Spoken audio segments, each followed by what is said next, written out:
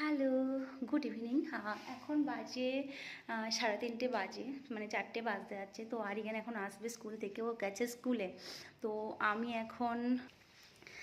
এখন ওর জন্য লাঞ্চের ব্যবস্থা করেছি। ও আসবে জাস্ট, আমি খুব এক্সাইটেড।